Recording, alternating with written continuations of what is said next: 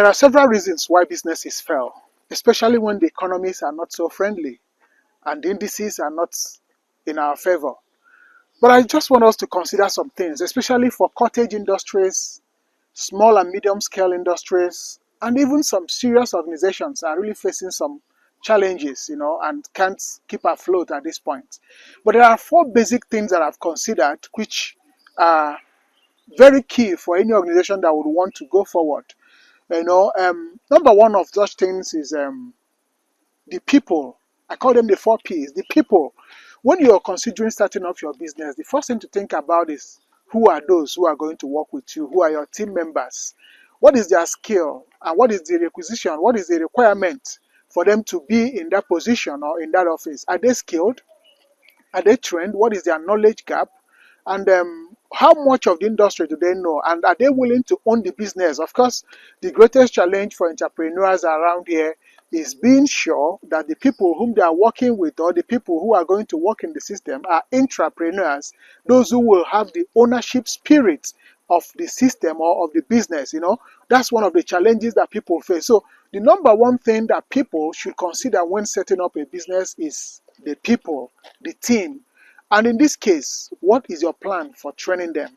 What is your plan for giving the prerequisite skills? What is the plan for exposing them? What is the plan to show them the way to go and the things that they need to know about this particular business in question? So we often neglect this part of the business setup, the people, empowering them, giving them the ownership spirit, training them, promotion, welfare.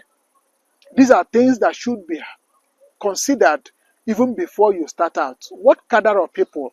What is the educational qualification? What will be the things that you would want in these people?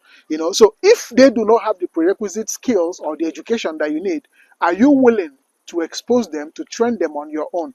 This is where most organizations do fail. And once you miss this, the other things you're going to think about will never hold. For instance, for every organization starting, you're thinking about profitability.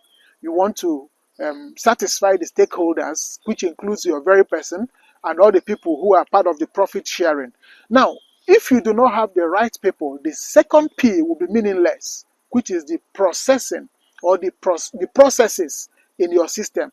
What are the processes of your business? Every single business has some processes that are in between. And of course, that's what puts the controls. That's what keeps you on your toes, or what keeps you on the guide that you must accomplish so and so. So what are the processes that you have in place? What technology are you deploying into your system? And how fast can your system turn around in their services? How well are they doing in the offerings or in the deliverables for which the business is being established? So what is the satisfaction? The next one is the products. The products. For every business you're coming to serve with something, either you're giving a goods or you're giving a service, that service is as well the product. So what product are you having? And is your product customer-centric? Is it for the satisfaction of the people? So you need to also consider the product factor in your business. And if it is not there, you are not satisfying the customers, you're not getting new ones, you're already missing it and you won't have the end goal. So the fourth P now is the profitability. What are the indices you should be looking at? What is your cost or the cost of running your business? Of course, for profitability to happen, you must run on a lean cost. You have to drop down your cost, your overhead. How much are you paying in salaries? How much are you spending in stationaries? How much are you spending on taxes? How much are you spending on all of those? So you need to bring down all of those so that you can as well make profit. So when you are not mindful of your profitability, there are people who open business for ego.